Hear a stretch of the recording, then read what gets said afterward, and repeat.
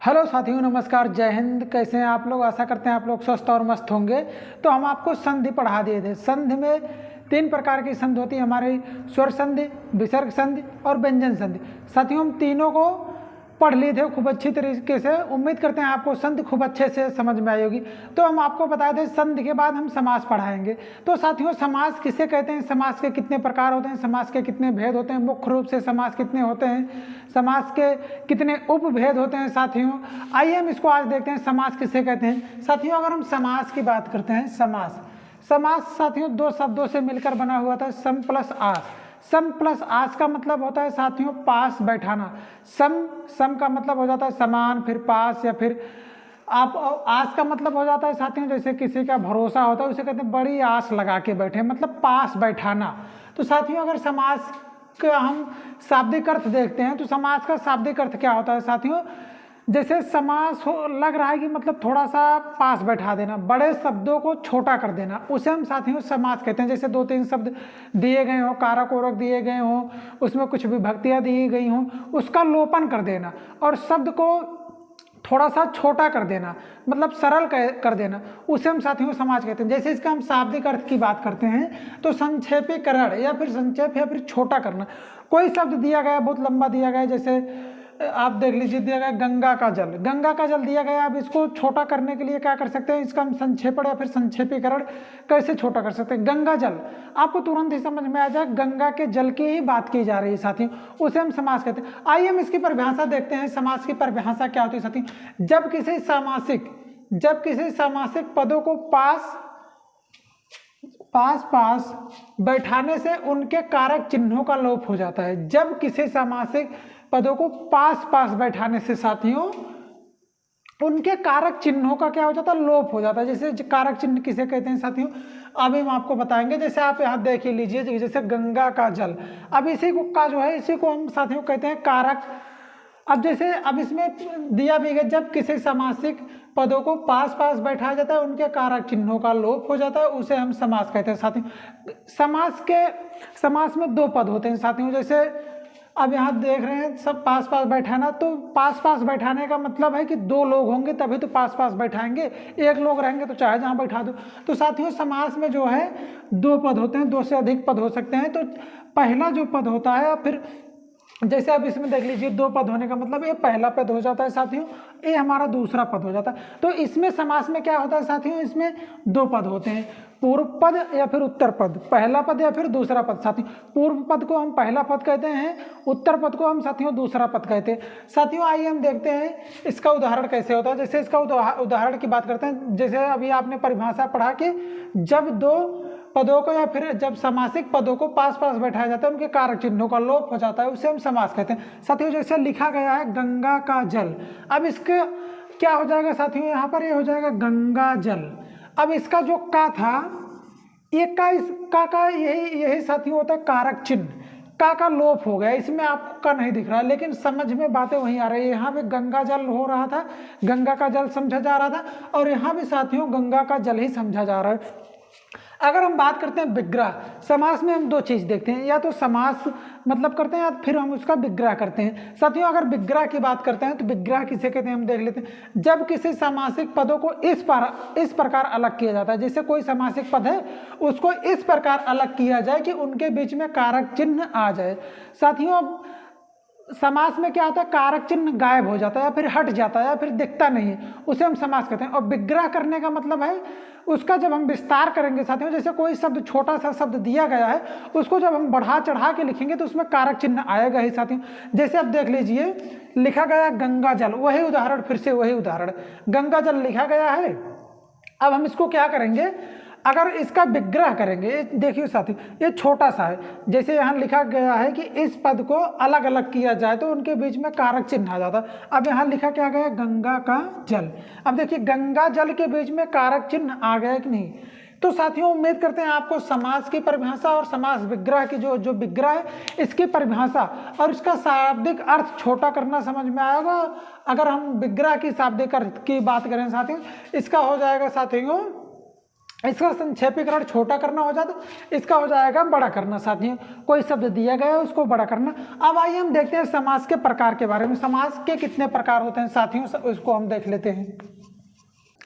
तो साथियों आइए हम समास के प्रकार के बारे में बात करते हैं। समास के कितने प्रकार होते हैं साथियों, ये थोड़ा सा कन्फ्यूजन का क्वेश्चन रहता है कि समास के 4 प्रकार होते हैं, अच्छा प्रकार होते हैं। साथ आइए हम थोड़ा सा कंफर्म करते हैं कि समास के प्रकार कितने होते हैं। साथियों अगर आपसे इसे नॉर्मली पूछा जा रहा है समास के कितने प्रकार हैं, तो साथियों आपको 6 प्रकार करना है।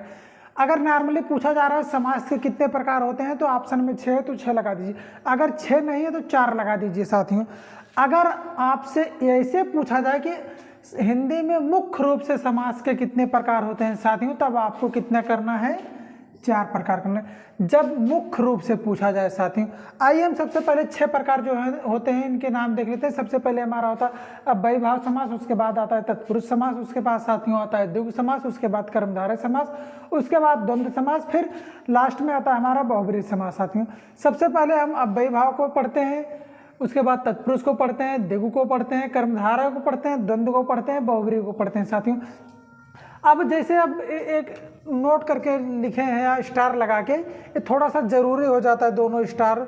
जहाँ पर स्टार लगा होता है साथियों आप समझ जाइए, चाहे आप फॉर्म भर रहे हैं या फिर कुछ पढ़ रहे हैं, स्टार लग जाने की वजह से उसको पढ़ना आपके लिए अति आवश्यक है, क्योंकि वो बहुत ज़रूरी चीज़ होता है। जैसे फॉर्म में जहाँ स्टार लगा रहता है साथियों उसको आपको भरना ही भरना होता है। तो साथियों आइए हम इसका पढ़ लेते हैं। हिंदी में मुख्य रूप से समास के 4 प्रकार होते हैं साथियों। अभी हम आपको बता रहे हैं हिंदी में मुख्य रूप से 4 समास होते हैं। जैसे इस जो हमारा द्विगु है, कर्मधारय है साथियों, ये तत्पुरुष समास के अंतर्गत आता है। तत्पुरुष समास के साथियों 8 उपभेद होते हैं। कितने होते हैं, 8 उपभेद होते हैं साथियों। 8 को हम इस समास में पढ़ेंगे। तो साथियों ये जो हमारे 2 समास हैं, द्विगु समास, कर्मधारय समास, है तत्पुरुष समास के उपभेद होते हैं साथियों। और टोटल जो समास होते हैं उसमें कितना उपभेद होते हैं साथियों, उसके 15 उपभेद होते हैं। जो समास होते हैं 4 प्रकार के समास होते हैं मुख्य रूप से, और 15 उपभेद होते हैं साथियों। और दूसरा हम देख लेते हैं द्विगु समास तथा कर्मधारय समास तत्पुरुष के उपभेद हैं। ये जो हमारा द्विगु समास है साथियों और कर्मधारय, यहाँ पर लिखा भी गया है द्विगु समास तथा कर्मधारय समास तत्पुरुष समास के उपभेद होते हैं साथियों। लेकिन संस्कृत में अलग अलग पढ़े जाते हैं, लेकिन संस्कृत में इसे अलग अलग पढ़ते हैं साथियों। संस्कृत में अगर हम बात करते हैं साथियों, तो ये जो द्विगु समास है, कर्मधारय समास है, उसमें तत्पुरुष का भेद नहीं माना जाता है साथियों। अगर हम संस्कृत में बात करते हैं, इसलिए यहाँ भी हम 6 देख लेते हैं, क्योंकि जो संस्कृत से ही हिंदी का उद्भव हुआ है साथियों, इसलिए यहाँ भी हम अगर पूछा जाता है समास के कितने भेद होते हैं तो 6 कर देते हैं। जब पूछा जाए हिंदी में मुख्य रूप से, तब आपको 4 करना है साथियों। आइए हम सबसे पहले अव्ययीभाव को पढ़ेंगे। अव्ययीभाव के बाद साथियों हम द्विगु समास को पढ़ लेंगे, उसके बाद हम साथियों कर्मधारय को पढ़ लेंगे, द्वंद्व को पढ़ लेंगे, बहुब्रीहि को पढ़ लेंगे, लास्ट में तत्पुरुष समास को हम पढ़ेंगे साथियों, क्योंकि इसके कई सारे उपभेद होते हैं। तो सबसे पहले हम अव्ययीभाव या द्विगु, कर्मधारय, द्वंद्व को पढ़ लेते हैं, तो लास्ट में इसको हम पढ़ेंगे, थोड़ा सा समझ में ज़्यादा आएगा साथियों। आइए हम देखते हैं साथियों अव्ययीभाव समास। अगर हम अव्ययीभाव की बात करते हैं साथियों, इसमें 2 पद होते हैं साथियों, जैसे पूर्व पद, उत्तर पद। इसका जो पहला पद है वो हमारा प्रधान होता है, तत्पुरुष का साथियों उत्तर पद प्रधान होता है, द्विगु का साथियों उत्तर पद प्रधान होता है, कर्मधारय का साथियों उत्तर पद प्रधान। बस यही एक समास ऐसा है अव्ययीभाव समास जिसका पहला पद साथियों प्रधान होता है। ये 3 समास के साथियों जो हैं हमारे उत्तर पद प्रधान होते हैं।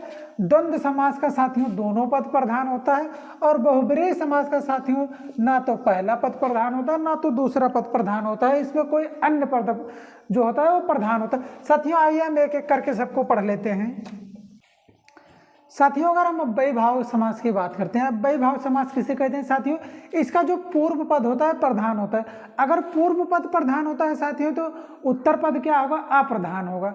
अप्रधान का मतलब है जिसका, जैसे प्रधान किसे कहते हैं, सबसे पहले अगर आपसे पूछा जाए कि प्रधान शब्द किसे कहते हैं, प्रधान शब्द का मतलब होता है साथियों जो शब्द दिया गया है, जो वाक्य दिया गया, प्रधान शब्द जो होता है, जैसे साथियों जैसे अब इसमें लिखा गया है यथाशक्ति प्रतिदिन, तो शक्ति के अनुसार, मतलब साथियों जैसे प्रतिदिन, दिन के अनुसार। साथियों जिस चीज पर ज्यादा, जिस शब्द पर शब्द का ज्यादा बल पड़ता है साथियों, उसे हम प्रधान शब्द कहते हैं। जैसे बोला जाए कुछ भी उदाहरण बोला जा रहा है तो जिस शब्द पर उसका बल ज्यादा पड़ जाएगा साथियों, उसी को हम प्रधान शब्द कहते हैं साथियों। और दूसरा पद क्या हो जाएगा साथियों इसका, जैसे पूर्व पद प्रधान होता है तो दूसरा अप्रधान या फिर गौड़ पद कहते हैं। और प्रधान पद को साथियों मुख्य पद कहते हैं। जैसे प्रधान किसे कहते हैं, जो मुख्य होता है। जैसे कहते नहीं कि गांव में आपके एक प्रधान होते हैं, तो जो प्रधान होते हैं उनको गांव का मुखिया माना जाता है या फिर मुख्य माना जाता है। तो साथियों अब आइए हम देखते हैं जो अव्ययी भाव समास है वो बनता कैसे साथियों। जैसे इसका बनने का, ये किससे किससे बनेगा, ये अव्यय से बनता है, उपसर्ग से बनता है साथियों। क्या है, अव्यय से बनता है, उपसर्ग से बनता है, और किससे बनता है साथियों, पुनरुक्त शब्दों से। मतलब कोई शब्द बार बार आ जाए उससे भी साथियों हमारा जो है अव्ययी भाव समास बनता है। तो पुनरुक्त शब्दों के प्रयोग से बनने वाले शब्दों को अव्ययी भाव समास कहते हैं साथियों। आइए अब एक इसका नोट भी है साथियों। जैसे नोट क्या है कि जैसे जो हमारा अव्ययी भाव समास है साथियों, इसका समास विग्रह नहीं किया जा सकता साथियों। जैसे लिखा गया है साथियों यथाशक्ति, तो यथा के अनुसार शक्ति अगर हम कह रहे हैं तो थोड़ा गलत कहते हैं। जैसे यथा प्लस शक्ति आप कह सकते हैं, जैसे इसका संधि विच्छेद आप कर सकते हैं, इसका संधि विच्छेद आप कर सकते हैं, लेकिन समास विग्रह नहीं कर सकते साथियों। समास विग्रह किसे कहते हैं, अभी हम आपको बताए थे कि विग्रह करते समय जो कारक चिन्ह आते हैं वो आ जाए तो उसे हम समास विग्रह कहते हैं साथियों। उसी को हम विग्रह कहते हैं। जब विग्रह करते हैं तो कारक चिन्ह आता है साथियों। तो इसका जब हम विग्रह करते हैं तो इसका जो विग्रह होता है नहीं होता है साथियों। इसके अगर हम बात करते हैं तो साथियों जैसे यथाशक्ति है तो यथा के अनुसार अगर हम शक्ति बोल रहे हैं तो गलत बोल रहे हैं। इसकी आप संधि कर सकते हैं, यथा प्लस शक्ति साथियों, अनास आ प्लस नाथ साथियों, इसकी आप संधि कर सकते हैं, लेकिन इसका विग्रह नहीं कर सकते हैं साथियों। जैसे आप इसके उदाहरण देख लीजिए अव्ययी भाव समास के साथियों, इसके हम उदाहरण देखेंगे तो यथाशक्ति प्रतिदिन, प्रतिदिन में आप देखिए उपसर्ग लगा है साथियों, यथा उपसर्ग लगा है साथियों, अजन्मा मतलब साथियों आप देख रहे हैं इसमें आपको या तो उपसर्ग दिखेगा या तो अव्यय से बना होगा। अव्यय का मतलब होता है साथियों जो बिना खर्च किए, मतलब जिसका खर्च ना किया जा सकता है साथियों, उसे हम अव्यय कहते हैं। इसे समझ लो। प्रत्येक, इसमें भी साथियों उपसर्ग का प्रयोग किएगा। टिक टिक टिक टिक टिक, घड़ी की आवाज कैसे आती है साथी, टिक टिक टिक टिक, मतलब वो लगातार आवाज करती रहती साथी। यही लिखा गया पुनरुक्त शब्द का प्रयोग होना चाहिए साथियों। रातों रात, रातों रात पढ़ के वह दिनों दिन खेलता रहता है साथियों। अनाथ, इसमें भी आपका उपसर्ग का प्रयोग किया गया साथियों। पल पल, गांव गांव, निर्धन, दुर्जन, सफल, सहज, ऐसे जो भी साथियों जिनका प्रयोग साथियों उपसर्ग से किया गया हो, पुनरुक्त शब्द जहां भी दिया गया हो साथियों, अव्यय से जो भी शब्द बना हो साथियों, उसे हम अव्ययी भाव समास कहते हैं। बस आपको देखना है कि पूर्व पद आपका प्रधान हो जाना चाहिए साथियों। आइए हम अगले समास की बात कर लेते हैं साथियों। साथियों अगर हम द्विगु समास की बात करते हैं तो सबसे आसान हो जाता है साथियों द्विगु समास। द्विगु समास को पहचानना बहुत ही आसान होता है साथियों। जैसे इसका हम डिफिनीशन देखेंगे, पूर्व पद जो होता है हमारा साथियों, पूर्व पद का मतलब होता है पहला पद। जो हमारा पहला पद होता है साथियों संख्यावाची होता है। और दूसरा पद क्या होता है साथियों, अगर हम दूसरे पद की बात करते हैं तो दूसरा पद ही हमारा प्रधान होता है साथियों। हम आपको बताया भी है कि जब अव्ययी भाव समास ऐसा समास है जिसका पहला पद जो है प्रधान होता है साथियों, उसके बाद किसी का पहला पद प्रधान नहीं होगा साथियों। अब आइए हम इसको देखते हैं। पूर्व पद संख्यावाची, पहला पद हमारा संख्यावाची होता है साथियों। सबसे आसान होता है कि इसका गिनती से शुरू होता है। इसके जो उदाहरण है जैसे 1 2 करके शुरू होते हैं, ऐसे गिनती टाइप में शुरू होते हैं। आइए हम इसके उदाहरण को देख लेते हैं साथियों। जैसे लिखा गया है चवन्नी, 4 आनों का समूह जो होता है साथियों उसे हम चवन्नी कहते हैं। अगर इसका विच्छेद की बात करें साथियों, विग्रह की बात करें तो 4 आनों का समूह, त्रिभुज 3 भुजाओं का समूह, अठन्नी 8 आनों का समूह, 3 रंगों का समूह, 4 पाइयों का समूह साथियों, पंचवटी 5 वटों 5 वनों का समूह साथियों। ऐसे मतलब जो देखिए अब अठन्नी 8 से शुरू हो, तिरंगा 3 से, 4 पाई 4 से, त्रिभुज 3 से, पंचवटी 5 से, 9 ग्रह 9 से, सतखंडा 7 से, सतसई 7 से, चौमासा 4 महीनों का समूह सतसई साथियों, एक तारा, पसेरी अगर आपको बताएं अगर पसेरी किसे कहते हैं साथियों, बहुत लोगों को नहीं पता होता कि पसेरी किसे कहते हैं साथियों। जैसे जो जो मार्केट वार्केट या फिर जो बाजार उजार करते होंगे उनको पता होगा पसेरी किसे कहते हैं, जो गाँव के लोग होंगे उनको भी पसेरी कहते हैं, कहीं कहीं पसेरा भी कहते हैं साथियों। लेकिन अगर देखा जाए तो पसेरी किसे कहते हैं, जैसे 1-1 किलो को अगर हम 5 बार रख लेते हैं साथियों तो उसे हम पसेरी कहते हैं साथियों। जैसे लिखा गया दशानन, त्रिनेत्र, पंचमुखी, चतुर्भुज। साथियों ये सब जो है हमारे द्विगु समास के उदाहरण होते हैं। क्या होते हैं? द्विगु समास के उदाहरण होते हैं।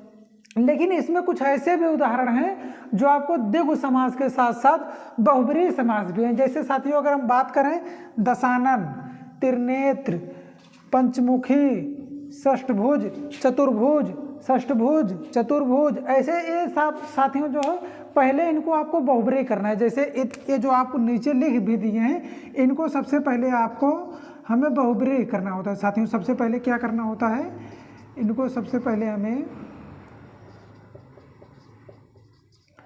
इन्हें ये जो दशानन है, त्रिनेत्र है, पंचमुखी है, चतुर्भुज है, इनको सबसे पहले हमें बहुब्रीहि में रखते हैं। अगर बहुब्रीहि नहीं है तब हम द्विगु में रखते हैं साथियों। बहुब्रीहि का मतलब है जैसे तीसरा पद प्रधान हो जाए, जैसे 10 है आनन, जिस आनन, आनन का मतलब होता है मुख साथियों, तो रावण हो जाता है। तो साथियों जैसे जिसका विशेष अर्थ निकलने लगे, जिसका विशेष अर्थ निकलने लगे, जैसे संख्यावाची तो है साथियों, इसमें आप लिखा भी गया है कि जैसे देखिए दशानन संख्यावाची तो है, लेकिन संख्यावाची के साथ साथ साथियों विशेष अर्थ जिसका निकले उसे हम साथियों बहुब्रीहि में रख देते हैं साथियों। इसके बाद हम बहुब्रीहि पढ़ भी लेते हैं, थोड़ा सा कन्फ्यूजन जो भी रहेगा दूर भी हो जाएगा साथियों। आइए हम बहुब्रीहि को पढ़ते हैं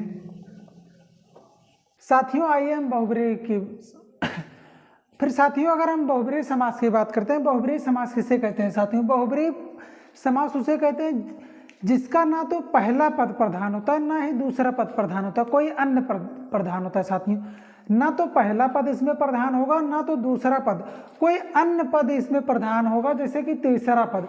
साथियों इसके उदाहरण की बात करते हैं, जैसे लिखा गया है चतुर्भुज, शूलपाणि, मिठभोला, दशानन, मृत्युंजय, पीताम्बर, गजानन, चक्रपाणि, बाताबाती, लाठा लाठी, चक्रपाणि, गिरधर, नीलकंठ, लंबोदर, त्रिनेत्र। ऐसे बहुत सारे उदाहरण आते हैं साथियों। जितेंद्री और भी बहुत सारे उदाहरण इसके हो सकते हैं, लंबोदर, मिठभोला, नेक काम। तो साथियों अगर हम इसके विग्रह की बात करते हैं साथियों, जैसे लिखा गया है चतुर्भुज, 4 हों भुजाएं जिसकी, साथियों उसे हम चतुर्भुज कहते हैं। जैसे कि किसके लिए प्रयोग किया जाता है? चतुर्भुज, 4 हों भुजाएं जिसकी साथियों। जैसे इसका हम विष्णु के लिए प्रयोग करते हैं, इसका प्रयोग साथियों हम किसके लिए करते हैं? विष्णु के लिए साथियों। जैसे दशानन, 10 हैं आनन जिसके, आनन का मतलब साथियों मुख होता है, तो 10 मुख किसके थे साथियों? रावण, रावण। ऐसे साथियों गजानन, गज का मुख किसका था साथियों? गणेश, लंबोदर, गणेश के लिए साथियों त्रिनेत्र, शंकर के लिए शूलपाणि। शूल को कौन धारण करता है साथियों? शूल को धारण करने वाला अर्थात साथियों शंकर। मृत्युंजय, मृत्युंजय जो मृत्यु को जीत लिया हो साथियों, जिसे मृत्यु हरा ना सके उसे मृत्युंजय कहते हैं अर्थात शंकर। चक्रपाणि, चक्र को कौन धारण करता है साथियों? चक्र को विष्णु धारण करते हैं साथियों। गिरधर, गिर को कौन धारण करता है? गिर को जो है कृष्ण धारण करते हैं। गिरि पर्वत को आपको पता है ना, उंगली पे उठा लिए थे तो इसलिए उनको। नीलकंठ, नीला है कंठ जिसका अर्थात शंकर। मिठभोला, मीठा बोलने वाला तोता।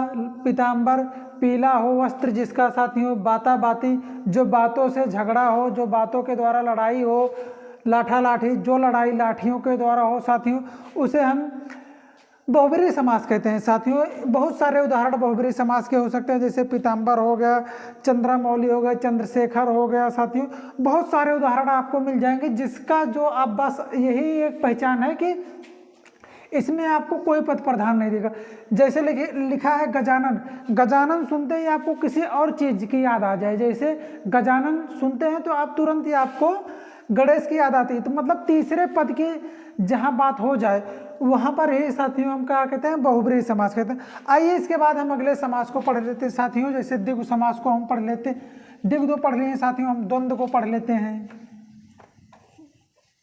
साथियों। अगर हम द्वंद्व समास की बात करते हैं, द्वंद्व समास किसे कहते हैं साथियों? द्वंद्व समास पहचानने का आपको सबसे बड़ा नियम कह सकते हैं, फिर ट्रिक कह सकते हैं, फिर कॉन्सेप्ट कह सकते हैं कि दोनों के बीच में योजक चिन्ह लगा होता है साथियों। आइए हम सबसे पहले इसके जो परिभाषा होती है इसको उसको हम देख लेते हैं। सबसे दोनों पद प्रधान होते हैं साथियों। इसका जो दोनों पद होता है, उत्तर पद और पूर्व पद, पहला पद और दूसरा पद, दोनों के दोनों प्रधान होते हैं, अर्थात संज्ञा होते हैं साथियों।